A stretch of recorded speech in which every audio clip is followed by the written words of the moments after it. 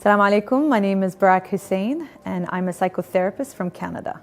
So the topic inshallah we'll be discussing is mind, body, heart and soul, a mental health and wellness approach to Imam al-Mahdi.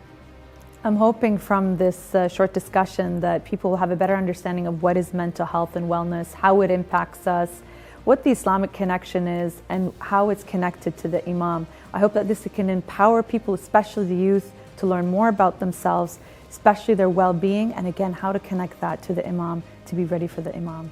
Heart, mind, body, and soul, inshallah.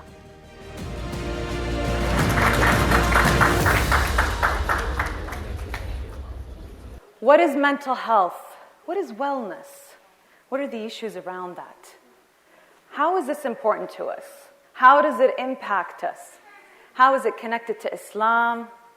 How is it connected and related to the Imam of our time? If you look at the definition here, mental health, as defined by the World Health Organization, is defined as a state of well-being in which every individual realizes his or her own potential, can cope with the normal stresses of life, can work productively and fruitfully, and is able to make a contribution to his or her community. That sounds pretty normal, right? We can all connect with that. Another definition here talks about striking a balance in all aspects of our lives, whether it's the social, the physical, the spiritual, the economic, and the mental. This sounds pretty much in line with our Muslim morals and code of ethics, wouldn't you say so? But what's missing here? Submission to Allah subhanahu wa ta'ala. But we can still connect with that, would you not say so? Definitely something we can relate to. So how then is mental health, wellness, mental illness connected to Islam? Let's first understand the difference between mental health and mental illness. Would you say that we all have mental health? Yes.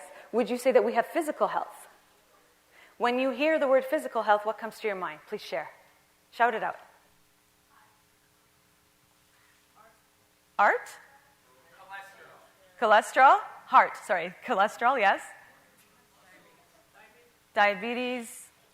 Any positive things with physical health?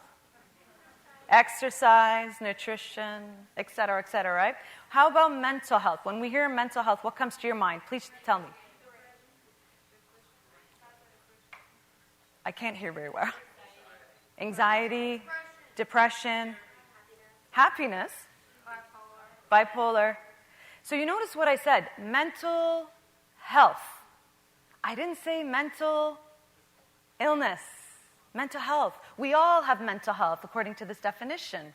What happens when you don't take care of your mental health? When you are off balance, when you don't take care of your nutrition, when you don't take care of exercise, when you don't take care of your sleep, when you don't take care of negative and toxic energy or people around you, when you're not taking care of your spirituality, when everything is off balance, just like your physical health, it will impact your mental health. So that's not a scary definition. That's not a taboo definition. Wouldn't you say that we can all connect with that? Right? And how is it then connected to our faith when we're talking about balance and wellness and spirituality and connectedness and good relations and taking care of oneself? Taking care of oneself. Keep that in mind. Imam Musa al-Kadhim alayhi salam has this beautiful quote where he says, divide your time into 4 parts. An hour to Allah subhanahu wa ta'ala. An hour to work, to provide for your family.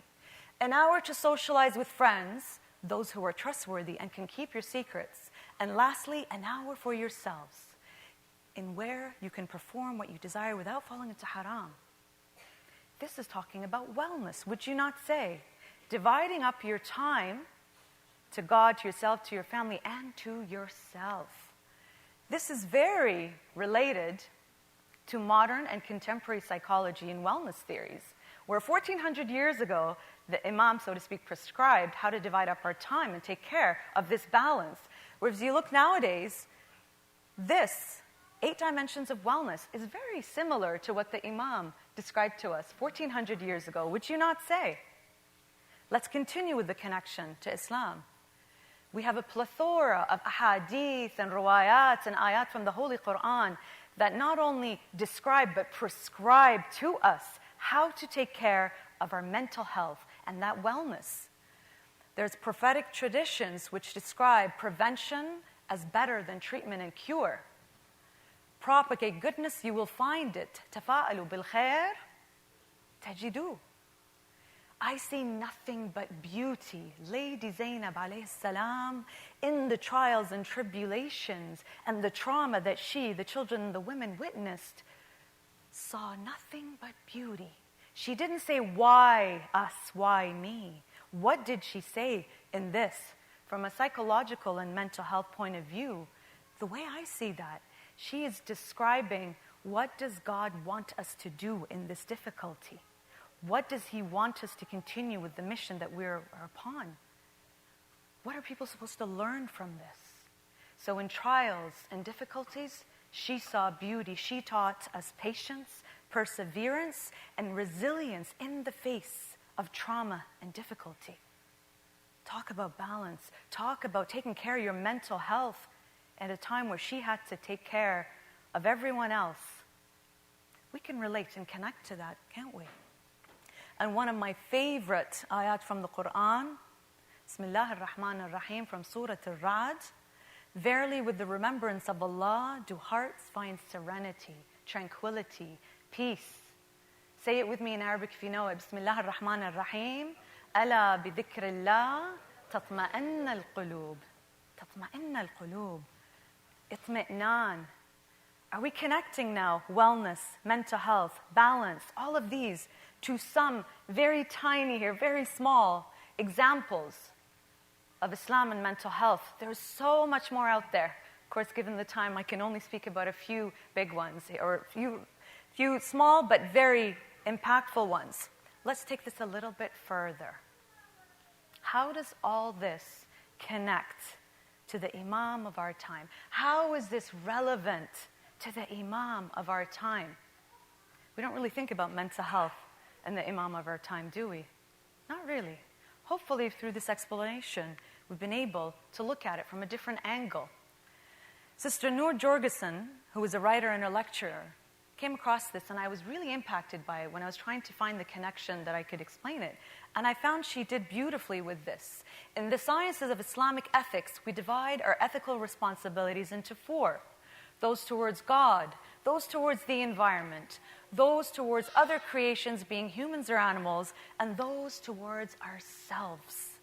All of these are in perfect relation with each other, and one can therefore not separate one from the other.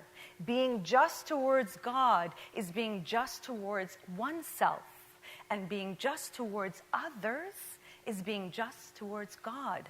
Therefore, we may conclude that being just towards ourselves, all of God's creations, the universe and its inhabitants, and God Himself, is to also be just towards the Imam. May God hasten his reappearance. Just towards oneself. Just towards oneself.